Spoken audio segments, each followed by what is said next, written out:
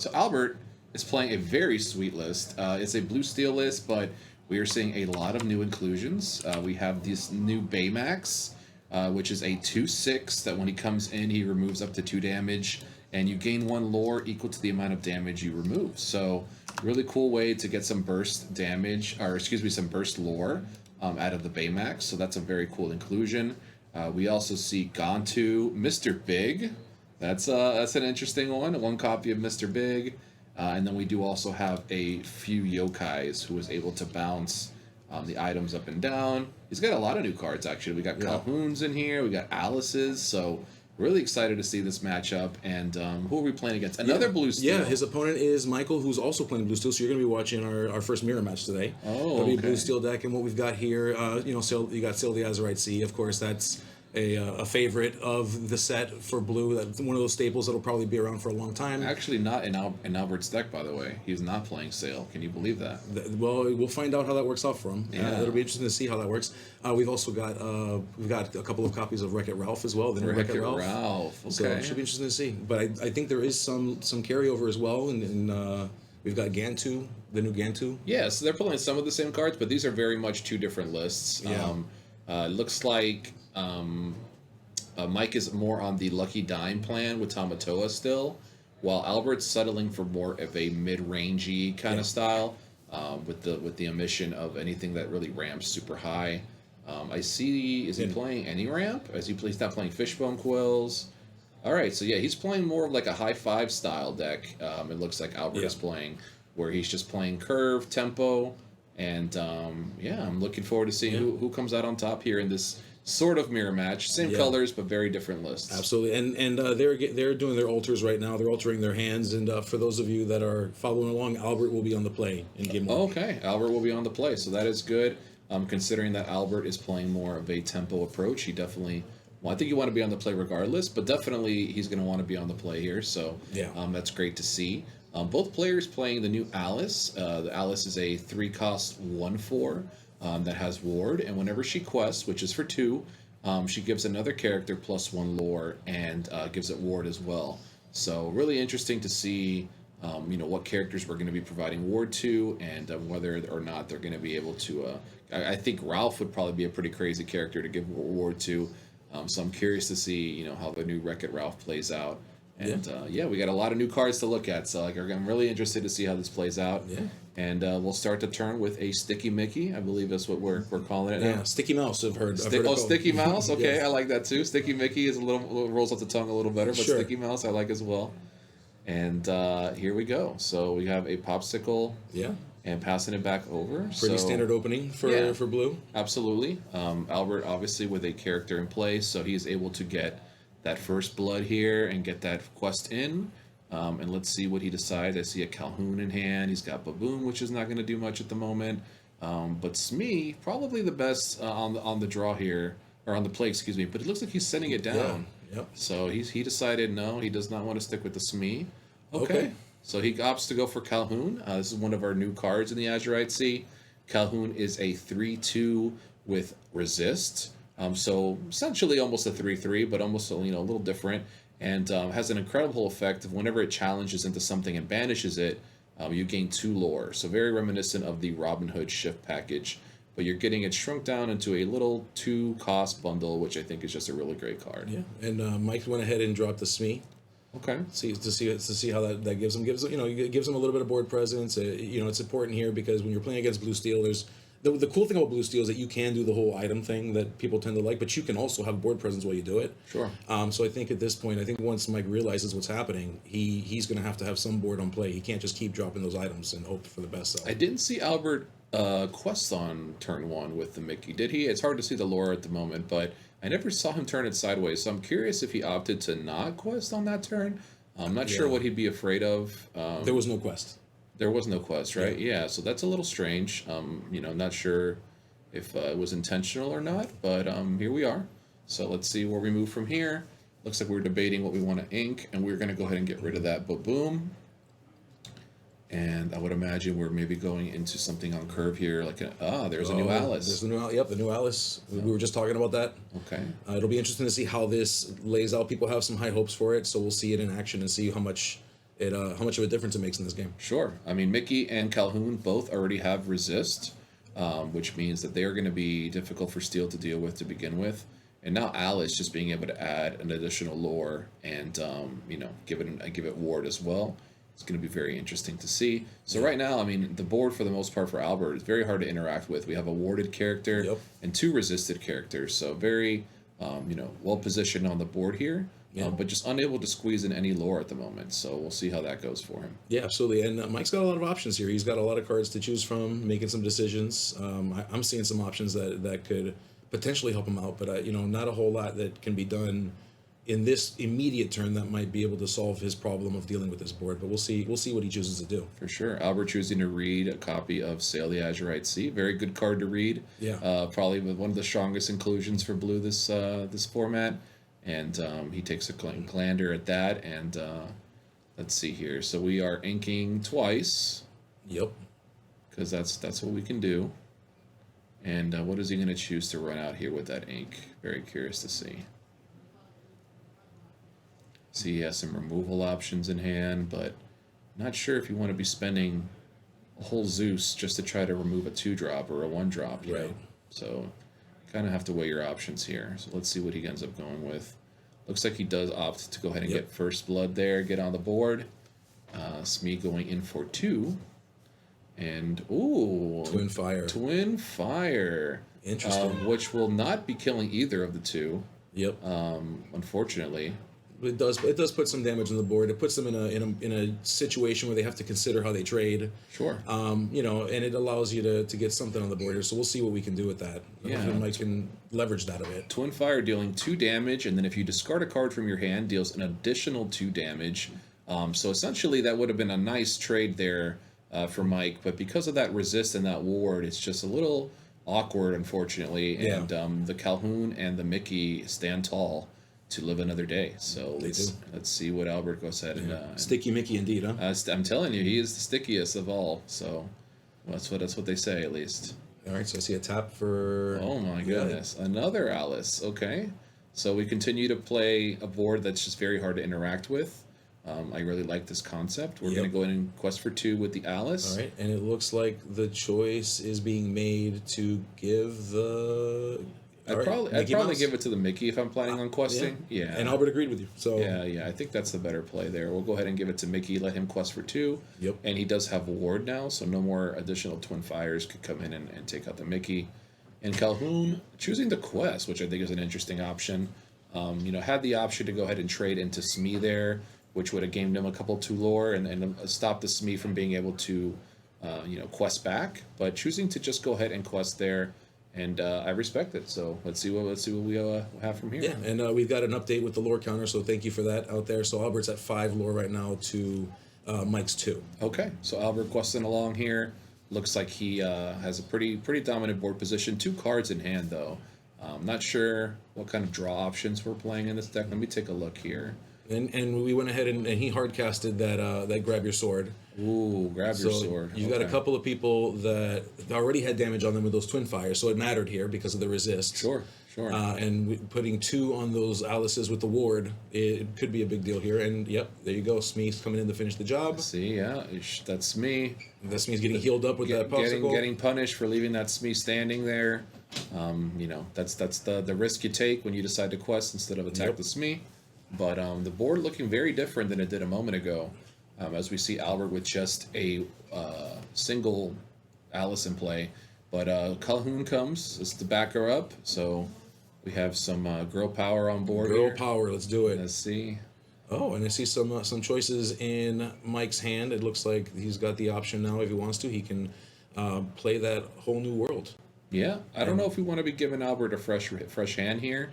Albert looks like he's kind of drawing, not dead, because he did play a bunch of characters, but I don't see anything that's really refilling his hand. He does play popsicles and stuff like that, but ooh, okay. Okay. So we're gonna go ahead and just smite down Calhoun. Yep, Zeus came down with those lightning bolts. And quest for another 2, which puts Smee up to 2 damage. All right. There's one of the card draws we were talking about, and he draws into a Pete, which don't think it does a lot here, but we're gonna go ahead and play it anyway. it will prevent that whole new world that we talked about. Yep, it will. Whether or not you want to be preventing that, I'm not sure. Considering that you would love to draw some cards right now if you're Albert, but we're definitely going to stop any further shenanigans, which seems to be the concept of Albert's list here. I've noticed that everything pretty much is trying to just stop Steel from being able to interact with you, which I think is really interesting. Yeah, and Mike went ahead and dropped the Fishbone Quill. He's, I guess, hoping to outramp his opponent, trying to get to something that he's hoping will give him some answers for the future. For sure. And also makes the whole new world a lot better if you're able to, generate way more lore than your opponent, even if you give them 7 new cards. If you're able to efficiently spend 10 ink and your opponent can only spend 5, obviously you're going to come out ahead in that situation. So really interesting to see what Albert's going to do here to try to maybe put some pressure and try to close the game out sooner than later. Yeah. And yeah, Albert's thinking about it. And he's got a couple of options in his hand. Yeah, I see another Sticky Mickey there. Yep. Whether or not he's going to ink it or play it, we shall see. It looks like it was an ink. He's opted to ink it. Okay. And let's see what we got here. So we got 4 ink. And we will Zeus you back. Zeus right back. Yep. Okay, so we're smiting both sides here. And Alice will go ahead and quest in for 2, provide the ward to Pete. Yep. And Pete will get in for an extra one. Yeah. Oh, 2, excuse me. Yeah, my apologies, the +1. Yeah, that's actually really, really relevant. So that's very nice. Okay, so Alice so far looking pretty good. I wasn't sure how to evaluate this card because she is a 1/4, and purple decks play Fox, and 1/4s are just food. Yep. But in this matchup, looks like she's really carrying her weight. And Mike goes ahead and spins the wheel. Right. Spins the wheel. We're going to see what that whole new world looks like for both of them as they take a look at their 7 cards and kind of reestablish where they're standing and what needs to happen to make this game state change. Because right now the board is not great for Mike. Mike is down on lore. He's got no board presence except for the Fishbone Quill. Mike is in a really tough spot. Forced into a position to do that whole new world. Let's see if those 7 cards can make a difference for him here. And what I really don't like for Mike is he had to hard cast that whole new world. Ideally you want to be singing it and then spending your turn just getting a bunch of stuff on board.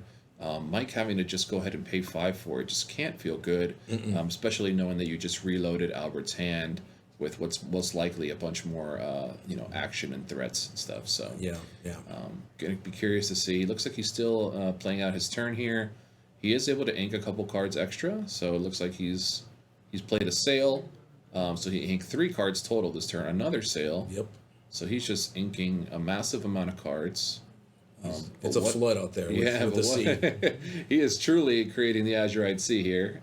You see we've created... So 2 sails gave us 2 additional inks. Yeah. And then we got a regular ink, and then we got a Fishbone Quill. So we went up 4 ink, and we are, we're good on ink. We got ink. But our board state is still very, very tough for Mike. Mike is not in a good spot. Yeah, very empty. We do see Yokai, one of our other new cards in Albert's hand here, able to, when it quests, it will bounce a item back to your hand and make it cost 2 less. So essentially, being able to re-trigger these Fortispheres and these popsicles as they come up, which is a really cool concept. But right now, Albert, with just so many options here, he's got 7 new cards. And I guess he's just figuring out what's the best way to approach this moving forward. And I saw a popsicle in the hand, so you got to wonder how we're going to draw into more answers, more solutions. There's Pete right there. So any other actions, which Mike spent a lot of actions last turn trying to get stuff down. So you have to wonder how depleted of actions Mike's hand currently is. For sure. How effective that Pete might actually be, but at the same time, it's a body, right? So you can't really complain about that either. This might be a read from Albert, considering that our opponent, Mike rather, inks so many cards. Maybe he's trying to think that maybe another wheel is on the way, another whole new world. So maybe he's just trying to prevent that with his Pete. That way he actually gets a couple turns with these 7 new cards and doesn't have to get reacquainted with 7 other new ones. So I actually do like the Pete here. And Alice being able to just make the Pete quest for an extra 1 is just a huge value. So really like that. And it looks like we're deciding on another card here. And it's me. Yeah, just a lot of bodies and heavy questers. You got Alice that's going to add additional lore every time. So this is just a very, very tough spot for Mike. Absolutely. But looks like we are questing in for another 4. Yep. So slowly grinding up to 13 lore. And we have 1, 2, 3, 4, 5, 6, 7 on board. Yep. With 1 more from that ward. or from Alice? I did count. Yeah, so 1, 2, 3, 4, 5, 6. Yeah, 7 total is what we have right now. Which presents lethal. Which is lethal. So that is check over to Mike, and we will see what Mike's able to do without being able to play any actions. It's going to be very interesting to see if he's able to find a solution here. So we shall see. Yeah, it's not a great spot. I would not want to be Mike. I think at this point I'm thinking about how do I recover? How do I go into games 2 and 3 with the information that I've gathered at this point? Right. And I start thinking about how do I Mike is moving towards the scoop phase. The writing is on the wall. The writing absolutely was on the wall. Yeah, impact on Mike's ability to get to those numbers. Now he wasn't able to do anything with the ink. But the speed of which he was able to get much higher than Albert was interesting, and it was I would say very impressive. I was impressed with how fast he was able to ramp. Absolutely, absolutely. And he starts off very strong with the Fortisphere. Yep. So just as scheduled, going ahead and getting that draw on turn 1.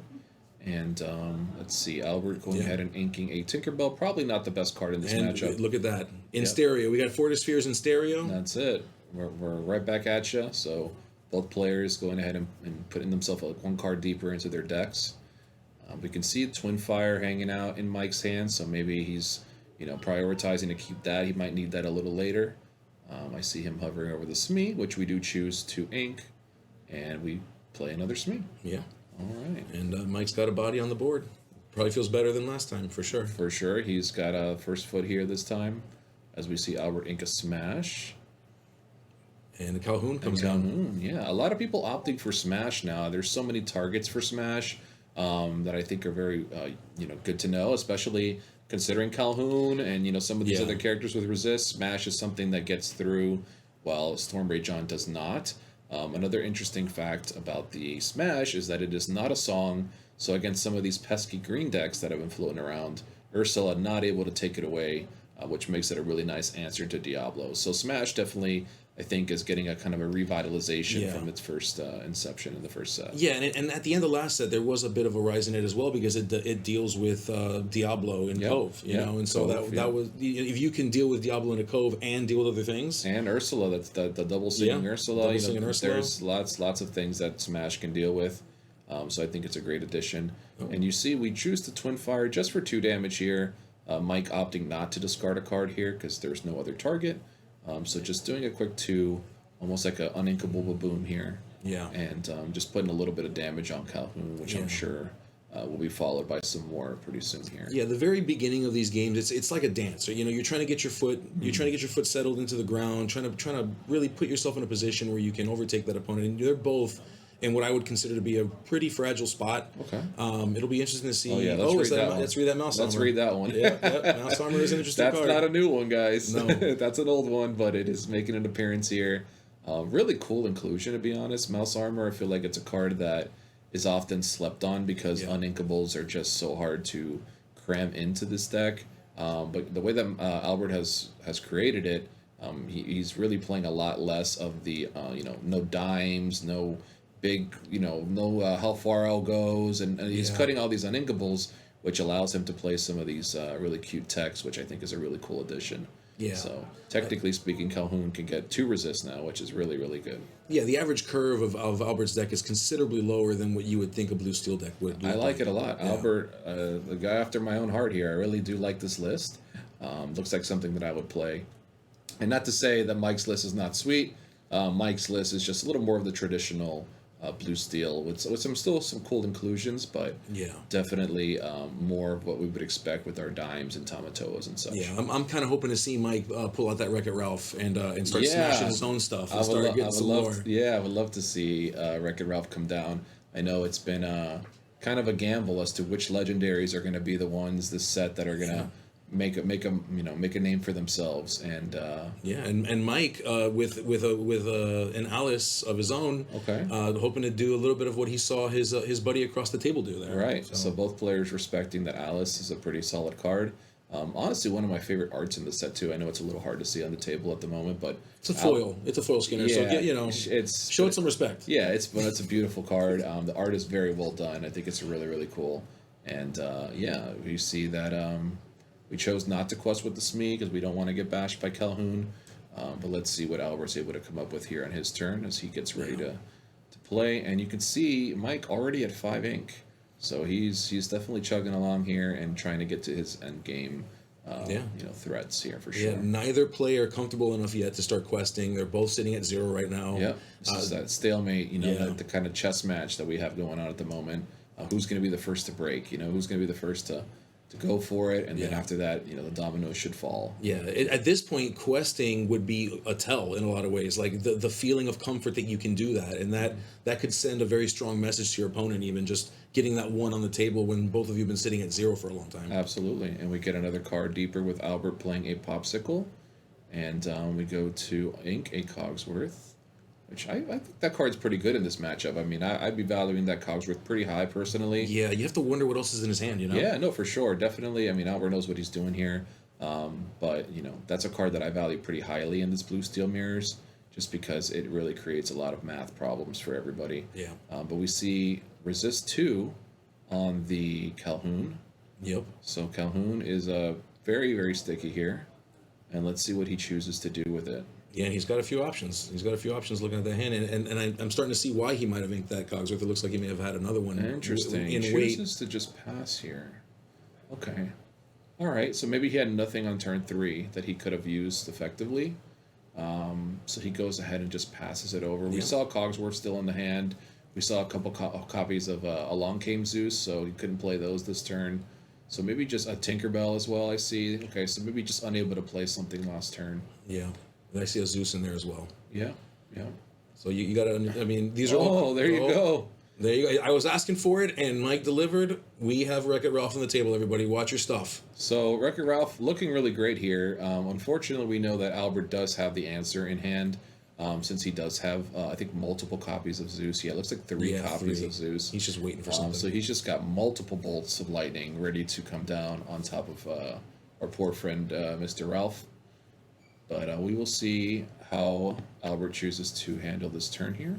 Yeah, and Mike is still in a pretty good spot. To your point, Albert's got answers. Albert can solve some problems. Mm-hmm. Not every problem, but he can solve many problems. Yeah, definitely attacking into the Smee is an option. Obviously, we can't kill the Alice quite yet with only 3 power on Calhoun. Correct.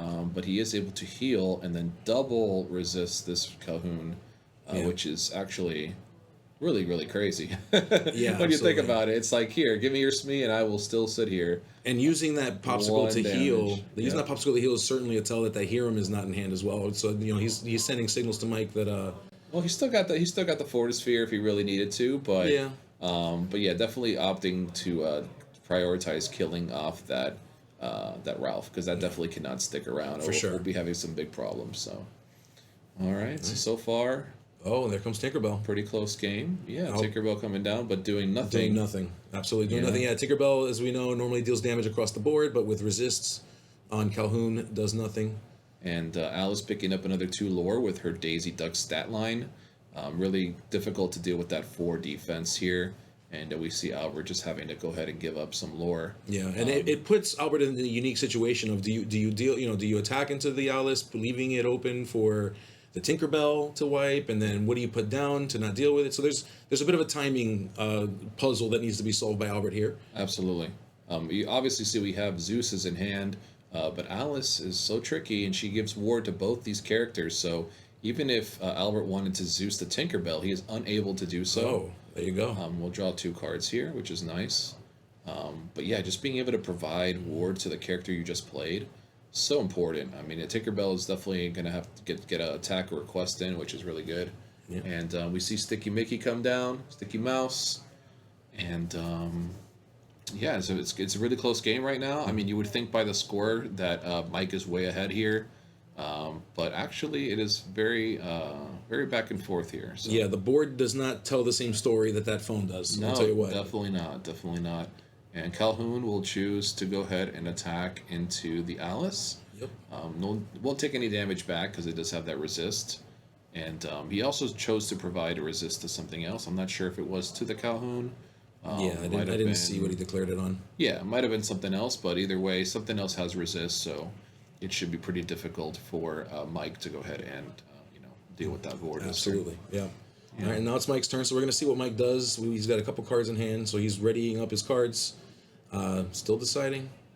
And, we're in a really weird spot where it feels as though we're getting ready to break for it. One of these are going to break away and start taking charge. The question is, who will it be and how will they do it? So it's tricky, right? Because if you attack with the Tinkerbell here, you are able to clear off the Calhoun. You are. But there is just so much health and resist between the Hiram and the Mickey that the 2 damage essentially is, I don't want to say irrelevant, but it's not going to deal with another character here. Correct.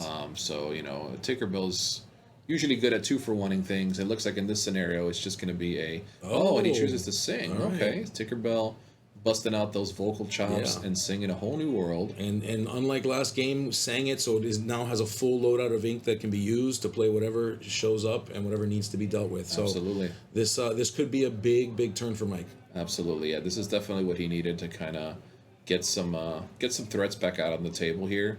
Let's see if he was able to draw into stuff that will help him in this position. Yeah. But you got to remember, Albert also just reloaded as well, so... We got an Azurite C, so the Azurite C going down. Okay, so we're going to get to ink an extra time this turn. All right, we went ahead and inked the Tinkerbell. Okay, Tinkerbell down.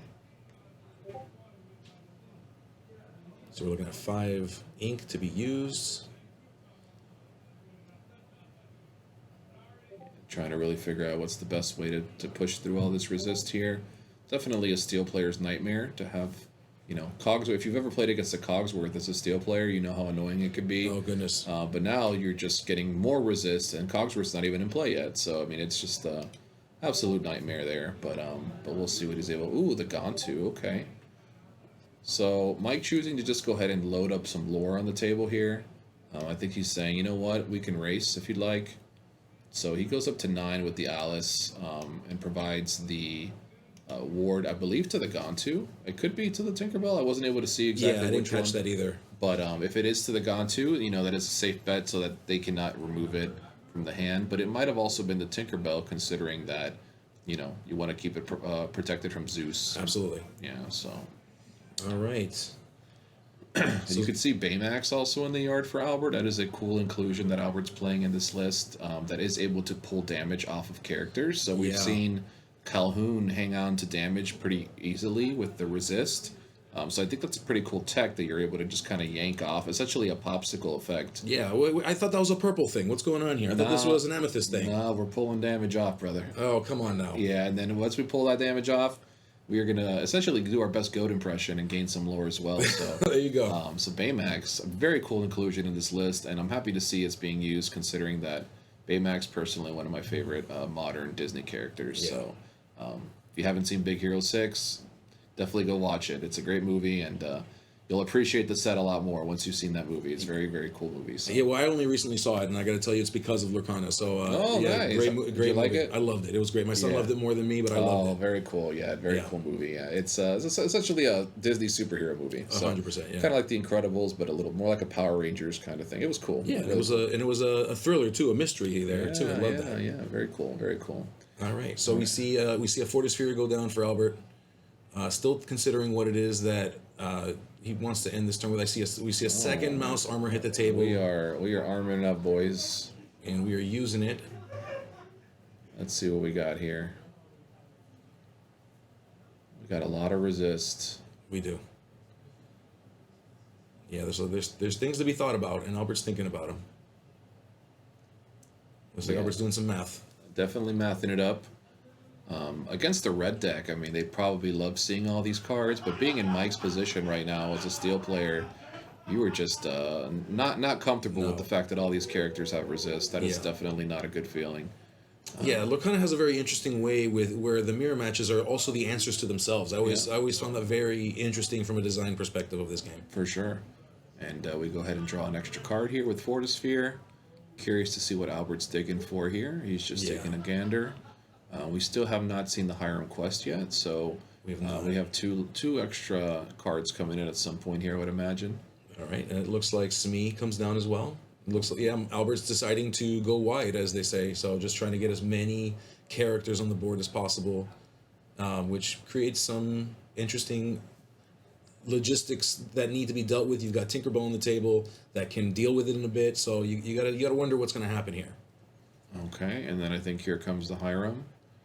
Interesting that he chose to. I always, it's a previous card game thing in my head. You always, so that's why I thought he was going to quest, because I always want to quest and draw cards before I choose to make my plays. Yeah. But it looks like Hiram was not questing this turn. He went ahead and gave him some resist, and finished off that Alice, which I think is a great play. I would agree. It's the right call. Alice is a monster. If you can keep putting Ward on Tinkerbell, that is a bad time for you. For sure. And he's up to 9, so Albert just trying to clear off some of Mike's pressure here and turn the tides on the table here. Yeah. Because, clearly Albert does have a lot of threats here, but we do still have a Gontu who is going to quest for 4, and that's not going to feel good if you're in Albert's position. So I'm curious to see if he's able to deal with it in any way here. Yeah. The board state would tell some stories for you here. You see four characters on Albert's side. You see 2, but on Mike's side you've got 4, 5, 6 lore between those two characters. Absolutely. You're sitting between 2, 3, 4, and 5 on those 4. So. Mike is faster, so to speak. The per lore per character rate is much higher on Mike's side, but can he translate that into success and a victory here? That's a different question. For sure. Mike's still with quite a bit of cards in his hand, so he does have opportunities once the turn gets back over to him. But as of right now, looks like they're just figuring some things out. This is a kind of an interesting scenario on the board here with all the damage and resist, and this thing can deal damage to that thing if this happens. So both players just taking their time here to make sure that they calculate all the in-betweens here. So yeah. All right, and Albert still sitting at 2, doing a quick reread of the Tinkerbell Giant Fairy. Just making sure we know what that does. Very important. And Albert choosing to quest. Okay. Choosing to get in there for 2. All right. Very interesting. Very interesting. 4 right now. 4 to 9. 4 to 9. And I would have to imagine. I know that Hiram has resist, and I'd have to imagine the other resist is probably on one of the 2 characters that quested here. Although it is a little hard to know. Yeah, it looks like he's pointing it out. So yeah. So Calhoun has resist, and then Hiram has resist as well. Yeah. So. All right, so a little sticky situation here, literally for Mike. Oh, I like that. Like what you did there, bud. Yeah, you see that? That was pretty clever, right? And we'll have, let's see, I see another Alice in Mike's hand. What can we do here to make this better for ourselves? Thankfully, there is no more Alice, so we do have a Zeus in hand that maybe can target something that might be effective here. However, you don't really feel good targeting a lot of these characters. I mean, the Hiram can be targeted if you want to finish it off, which is acceptable. But using it on a 1-drop or a 2-drop. Yeah, I mean it's a 1-drop that's giving you 2 cards every turn, though, right? So is it really the worst thing to blow up? Maybe not. No, for sure. I think that's probably might be the best option here. Yeah, it just doesn't feel good. You just don't want to do it to Mickey either or Calhoun, so it's kind of like, we shall see. Yeah, Blue Steel knows better than most other color combinations that draw is so critical in their game. So especially playing on both sides here, you got 2 players playing the same color combinations. They understand how important that draw is. So I understand why this decision is difficult to be made, but I think you're right, Skinner. I think that might be the right call. For sure. And Mike thinking through his turn here, he does have multiple ways to banish things in play. But which is the best way? Do we want to sing it? Do we want to just attack with the Tinkerbell? How do we want to go ahead and play this turn out in the most effective way that will give us the best position to win this game? And let's see here. Both players really going through it here. Yeah. And this is kind of the, what happens when you have these mirror matches. It's definitely causes, you're both trying to enact almost the same game plan, although these lists are pretty different. But you just got to find ways to continue to try to stop your opponent from enacting their game plan, and your opponent has a pretty good idea of what options you have to do so. very interesting. Yeah, the mirror match is it's regarded as the worst matchup for anybody. If you ask anybody, they'll tell you that the matchup they hate the most is having to go up against their same color combo. Oh yeah, I know myself. I try to play funky decks because I just hate playing against the same decks, and I know sometimes you just got to learn to play against the mirror, but I try to always play something a little different just because of that. And we do see a bolt of lightning from the sky coming down and crashing into poor Smee. Yes, thunderbolts and lightning. He was just hanging out on the ship, and here comes crashing in. And we see we're going in for quite a bit of lore here. So we're questing for 6.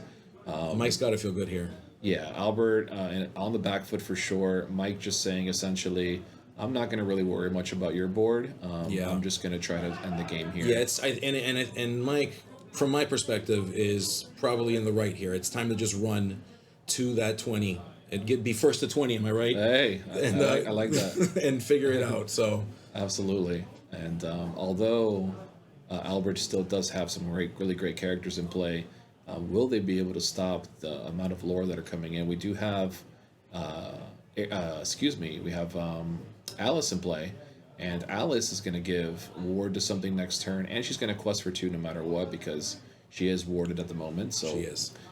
So we're going to get to 17 guaranteed, and we will see if we're able to squeeze out that last bit of lore from Mike here.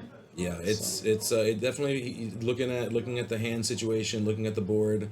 Albert's got to do some catching up. Albert needs to figure out whether or not he can deal with the current board. Otherwise, it is a good game and it's going to go into a round 3 for sure. Obviously, we can always attack with Calhoun into the big shark man. Okay, so we're getting some more resist before we decide to make any combat, exchanges here.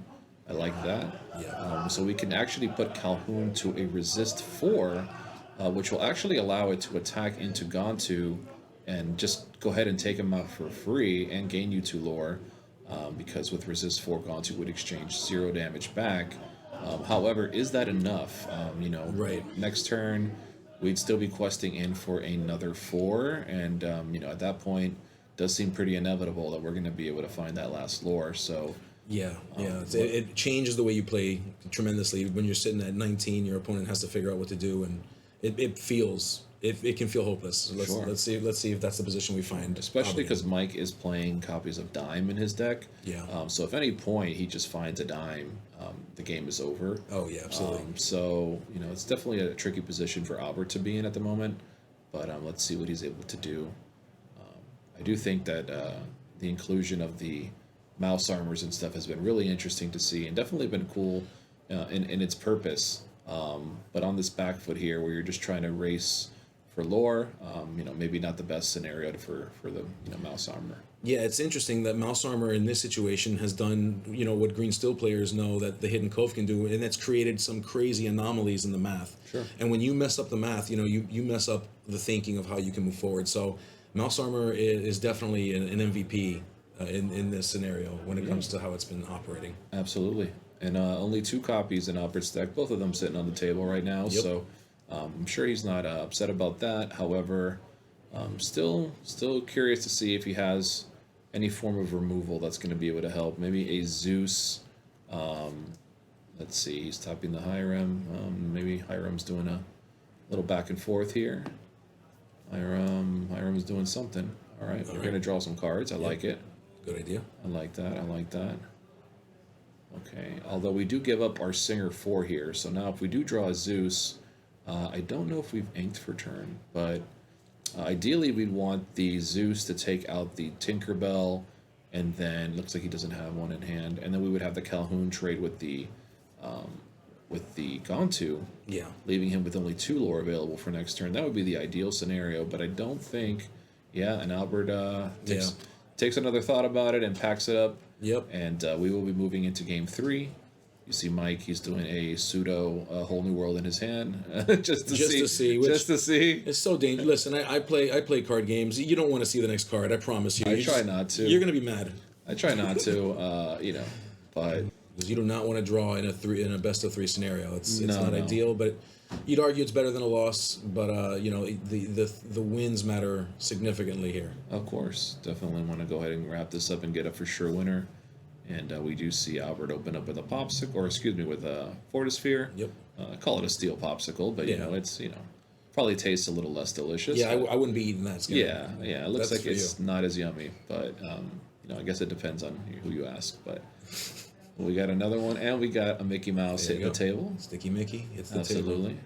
And guys, if you're just joining us, just want to thank you guys for coming in today. We are again here at Southside Gaming here in Margate, Florida. A beautiful day of Azurite C. The set just came out yesterday, and we are already jamming a free 4-case event today, guys. 71 players here, so if you're just joining us, welcome. We are around number 2 right now. I'm your host, Skinner. I'm here with my buddy Gabe, and we are going to be your commentary for today in case you were just joining us. Just wanted to get you guys filled in. And we do see Albert adding a little more pressure here to the board, going ahead and running out a Pete, which will, stop some of the sale shenanigans and such that Mike might be looking to do on his next turn. So yeah, and at this stage of the game, options that are being blocked are basically Sail the Azurite Sea. There's the Twin Fires that we've seen in the last game, and the Babooms at this stage. So absolutely, I would say a fair amount of actions that are worth maybe shutting down here. Also, just a clean on curve play for Albert here on turn 3. I think Albert would have liked to get into more of the multiple questers, like the 2 lore questers here. So a little unfortunate that he's starting off with 2 characters that only quest for 1. Yeah. I think his time is of the essence here when it comes to playing against a more control-y version of the blue steel. So we'll see if he's able to get enough lore. But as of right now, still sitting at 0 lore, so I'm sure that can't be great. No, yeah, and Mike is taking this turn to just draw what he can, get some popsicles, get some item presence on the board. Went ahead and quested that 2 with Mr. Smee, taking that damage and letting Albert take over the turn. Absolutely. You're just going ahead and building up those items. Obviously, we know that Mike is playing that big old Wreck-It Ralph. If he is able to, get him online and start sacrificing items, could very quickly add up for Mike as a win condition. But we do see Albert inking a Yokai, which unfortunately hasn't seen any play in this series yet. I do think that card is pretty good, but I guess Albert hasn't had time to find a spot to play it quite yet. In this matchup, so totally understood. We will eat a steel popsicle. Yummy. And, draw our 2 cards. So everything right now looking pretty smooth on both sides here. We do see Pete opt to take out the pirate. And we will get in with the Sticky Mickey for 1. All right, and Mike is going to go ahead and draw for the turn. Mike is taking a look, seeing what options we got available. And he's got a few. Let's see what Mike decides to start this turn off with. For sure. I see Cogsworth in hand. Yep. See how Let It Go. Whole New World. So we don't want to be playing that without a singer. No, so. Absolutely not. Ideally not. I mean, Mike was forced into a position to do that in game 1, and don't want to do that again. No. Definitely not the ideal scenario here. I think Cogsworth might be a safe bet. We don't have too much pressure coming out of Albert right now. So it might be an opportune time to just go ahead and set up the Cogsworth, considering it has Ward, and we'll be able to sing Whole New World pretty soon. Yeah. But we shall see. Looks like we're fingering over it. I don't know if he's going to end up inking it or not, but we will see. It looks like Mike is debating how important that Let It Go is. He keeps looking at that Let It Go. Do we ink it? Do we save it? I think he might be debating whether or not it's worth just getting rid of the High Room here. So the High Room doesn't draw a bunch of new cards, but if you're going to be singing Whole New World soon, there he goes. There you go. Look, he agreed with you, Skinner. Yeah. He found it. So we went ahead and go with the Cogsworth here, which is nice because next turn gives us the opportunity to sing that Whole New World. Yep. We see Mike going down in cards as low as possible because he knows he's about to reload. Yep.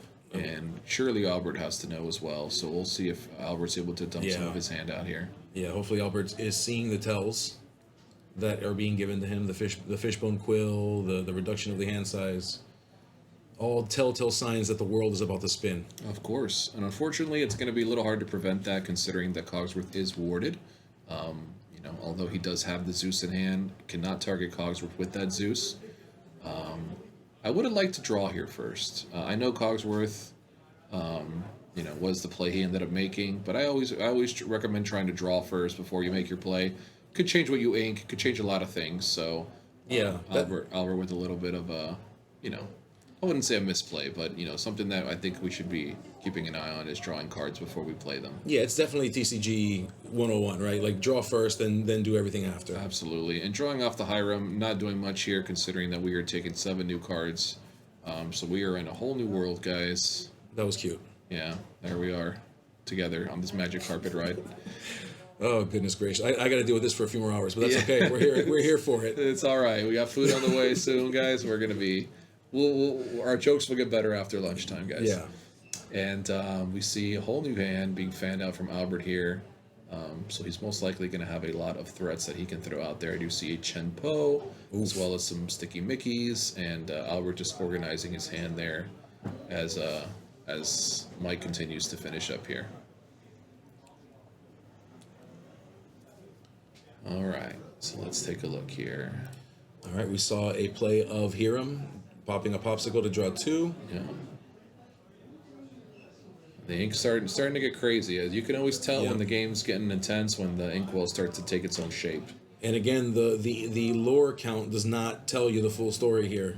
Absolutely, yeah. Both of these players sitting at a pretty low lore count. Time is ticking away, so I'm sure both these players, trying to move a little quicker through this round. We see Albert draw a card, and I do see that Mr. Big in his hand. Ooh. Don't know how Mr. Big's going to do in this scenario here. I really hope it works out for him, though. Yeah, it's a sweet card. I just there's a lot of stuff going on at the moment, so let's see how Albert decides to play out his turn here. All right, he's running out another Pete. All right, he's trying to stop any kind of shenanigans that could have interfered with his board here. And there's some sitting in Mike's deck that can certainly answer some of those craziness. Absolutely. We got Alice on board, another warded character. So we've got Resist, we've got Ward, we've got all sorts of stuff in play. Definitely hard to deal with, but now can we find a way to get to the finish line here? That's going to be the interesting part. Yeah, and we've got 3 minutes left, we're being told. For 3 minutes, round, yeah. 3 minutes left in round, guys. So it's going to be a tricky one here to see if Albert's able to start turning this card sideways, or if Mike can combo off with some Tamatoa goodness. But one of these players will need to end this game pretty quickly here if we want to go into a solid score. And it looks like Albert is saying it will be me. Yeah, Albert is just going for it here. I like it. I mean, it's what else? We can't sit here forever. Albert going ahead and making the initiative here to go ahead and quest. We do see Mike opting to draw 2 cards, which I agree with. Yep. Getting himself another lore on the board. And now he will be going through his options here. It looks like he's got Sail, he's got Gone To, another Cogsworth, a couple of steel popsicles here. Yeah. And some ways to dig, so that's always interesting. If there's anything that needs to be seen or found, he's got ways to dig through the deck just a little bit more. Sure. He does have also a Cusco in his hand, which unfortunately doesn't do much here. We don't have any good targets for Cusco. So kind of, I don't want to say a dead card, but kind of a blank at the moment. So we'll see what Mike chooses to. Okay, so we're going into the Cogsworth. We identify that as a clear threat. Yep. Whenever Cogsworth turns sideways, we do everything we can to make sure that is the last time that he turns sideways. Yes. So he is off the table. Unfortunately, having to put our own Cogsworth into the fray here, but we have another one to back him up. Okay, so Mike putting out some resist of his own. Both players here dealing with a lot of resist, a lot of ward, which is just going to make it a little trickier to wrap this game up. But Mike throwing out some more lore with the big shark man. Happy to see Gontu get his day in the sun. After all these sets of Gontu just being an unplayable legendary, he is finally seeing his shine today. Absolutely, yeah. Sharkman, I believe, is what you called him, right? Very. Well, I used to watch a lot of Street Shark. I'm a '90s kid, so I think Street Sharks. But for those who are not affiliated, is Sharkman or just Man Shark? Man Shark, I'll take that too. Or just Gontu. Gontu's probably the best way to go. Gontu, I think, is what he prefers. Yeah. So. Yeah, we're going to use the name he asked. So we'll do that. So he is the Galactic Commander here, and he is asserting his dominance on this board right now. We are still only at 3 lore for Mike, so he still has a long trek to go. But Gontu will definitely try to close that gap with the 4 lore that it produces. Yeah, we're seeing here some decisions that need to be made. You got to imagine they're looking at the timer on the wall. They're probably feeling some additional pressure.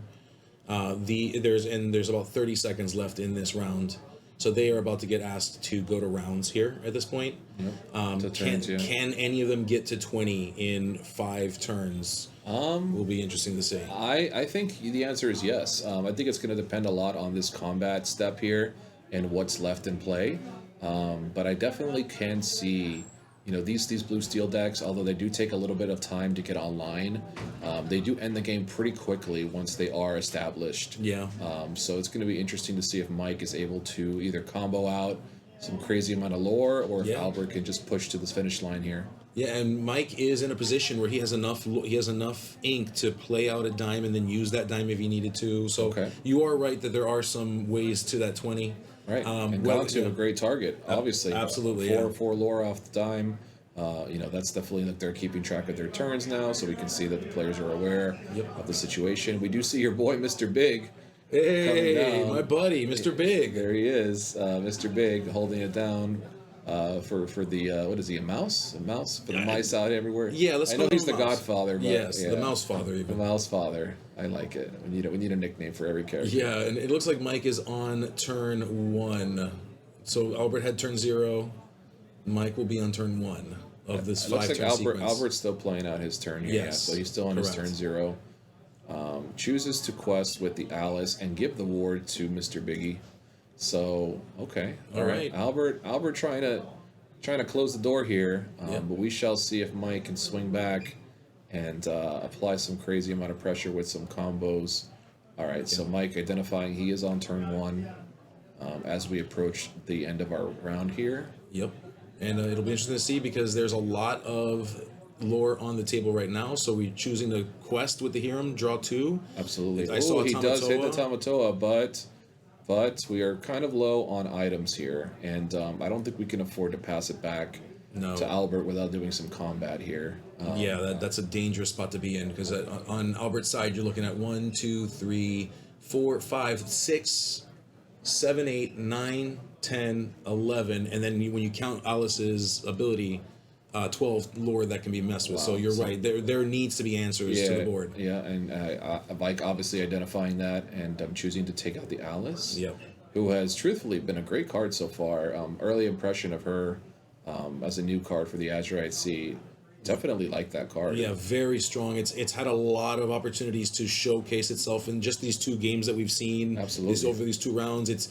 I'd love to see the math on how many times somebody got additional lore because of it. Yeah, no, it definitely is adding up, and just being able to have double ward on 2 characters is just really good. So, Mike, twiddling through his cards here and trying to figure out, okay, how do we stop this game from going in the other direction? Yep. Just choose to play a sail to draw an extra card and ink an extra card for this turn. But I don't know that that's going to help us too much. Looks like he drew into a fishbone quill, which unfortunately, although it does act as an extra item for Tamatoa, I think this board position might be just a little too slow for Tamatoa. So let's see. We get that extra extra ink in, and we do. Oh, we're gonna hire him. He is just looking for anything at all, and at this point, it's looking pretty scary for Mike. It is, yeah. We do have a lot of ink, but it is not infinite. And we are starting to run out of things we can do with our ink here. Yeah, digging only matters if you can pay for the things you find. Absolutely. That's what my mother used to always tell me, so... Yeah. What was your mother into? Interesting. She was an archaeologist. Oh, okay. That makes sense. That tracks. No, she wasn't really, but yeah. So we see a double ink here. All right. Which does, refill our ink a little bit, but what are we going to do with this ink? Can we survive another turn? You see Albert also kind of flashing that he has Baymax in hand, which does gain 2 lore if there's damage on something, which is very interesting. Yeah, which is one of those surprise way to gain some lore here. Exactly. Yeah. So this is again what we talked about earlier in the stream, that there's so many ways now that you can just be surprised. You'd expect there to be a number of lore based on what you counted on the table, and you can't trust it anymore. We could even have something like the Pete or the Hiram attack into a Cogsworth just to take 2 damage, and then boom, you're able to gain that 2 lore when you normally would have only quested for 1. So definitely a little more reach with that Baymax, which we haven't seen come into play yet, but I think is going to be pretty important here. Yeah, it really could make the difference here if the right circumstances present itself to do so. Absolutely. And we are doing a decent job here of cleaning up some of the board.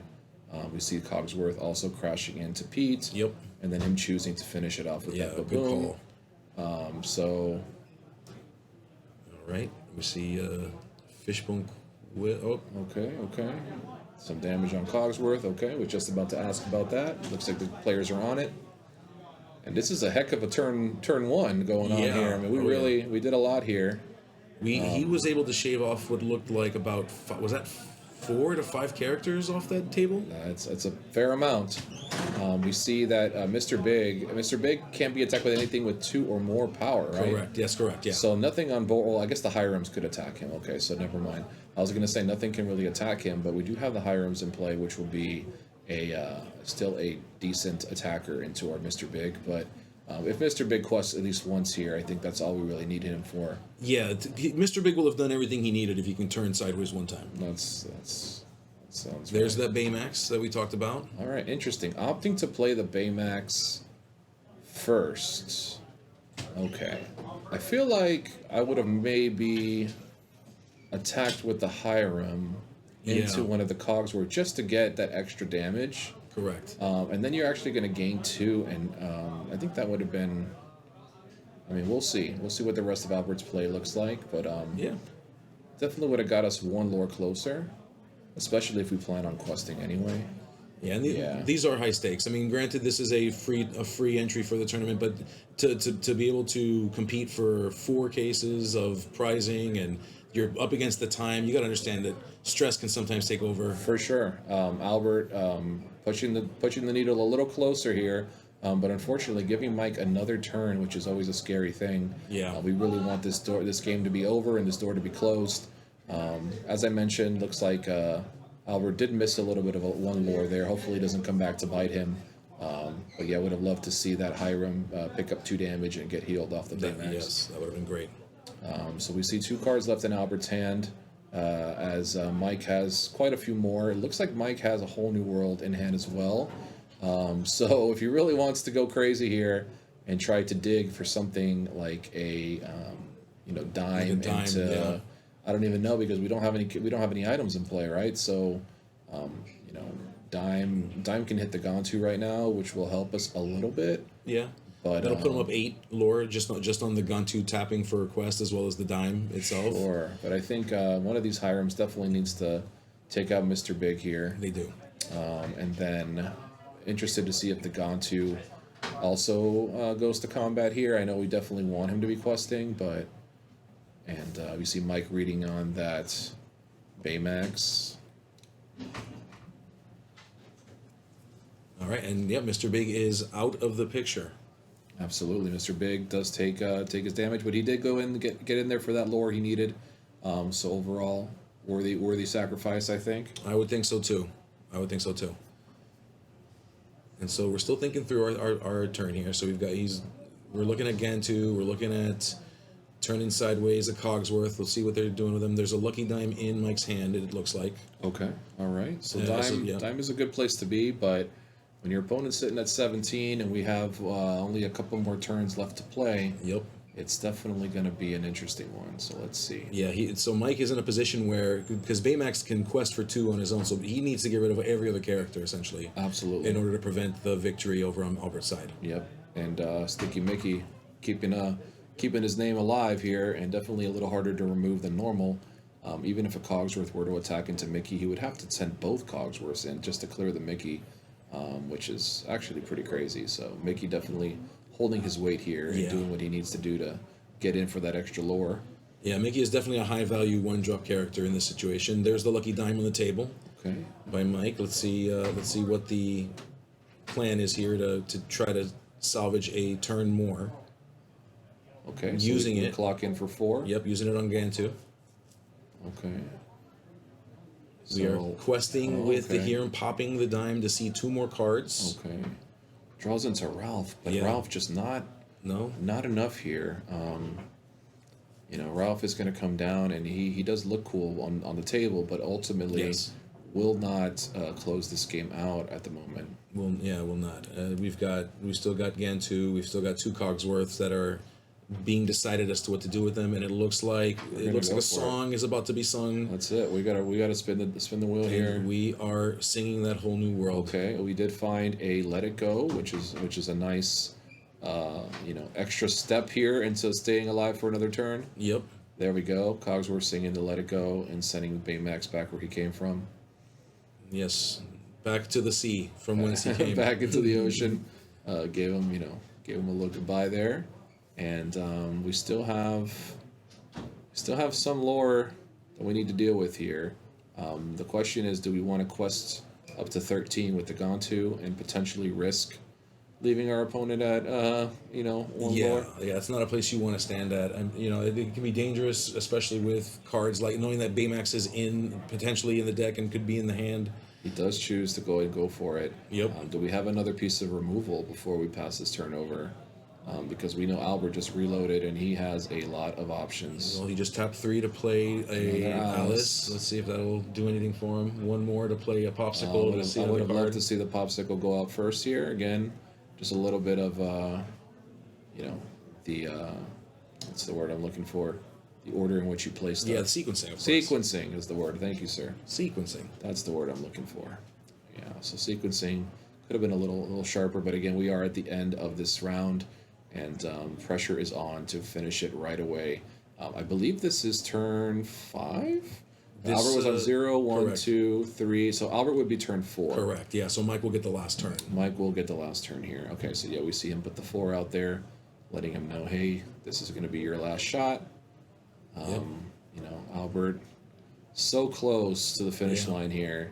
But once again, that Baymax, we would have been at 18 right now. We would, yes, this would have been, yeah, you're right. You're 100% right. Baymax, I told you. Yeah, it would have mattered here. He would have been GG, but unfortunately, Albert did miss that 1 lore earlier. Yeah.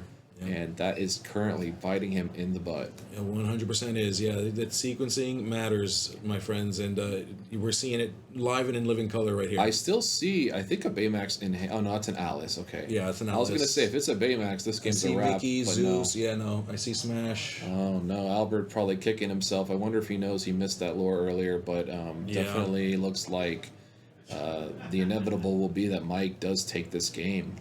But we will wait and see, just make sure it's official here. But the writing is on the wall. Albert's so close, especially on the play this game, but just couldn't seal the deal here. Didn't draw what he needed off that 7, which is that's how the way the cookie crumbles sometimes. It is, yeah, and thankfully it's still early enough in the tournament, so recoveries can be made where needed to be. This is if you're going to make a mistake or if you're going to find yourself in a bad spot, this is the time to do it. Mm-hmm. But you got to recover. You got to get to that top cut so that you can win the big prize at the end of it. Of course.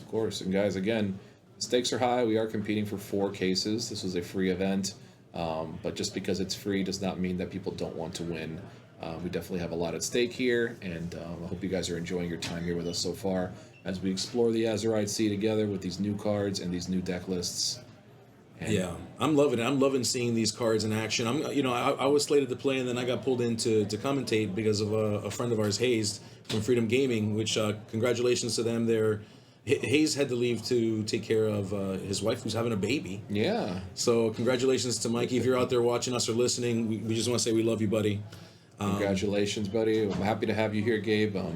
I will say Mikey's a little more handsome, but that's okay. But you're definitely right underneath it. I appreciate that. Yeah, you're not wrong. I don't disagree with you on that. I'm just glad you understand. But you smell better, so. Thank you. We'll let Mikey know. And it looks like we're still debating what it is. We're doing some of that end of game math that tends to happen. Yeah, Albert is just kind of looking into the ether here and trying to figure out if there's any way, but there's just not. And Albert figured it out. They shook hands. Wraps up our round 2. Yeah, and so with that great series of matches, a strong mirror match here. We got Sapphire Steel against Sapphire Steel, 2 similar but different decks, which I think was cool to see. A color combination that kind of showed up at the end of last set because of its ability to answer Emerald Steel and what kind of showed up at that DLC. Sure.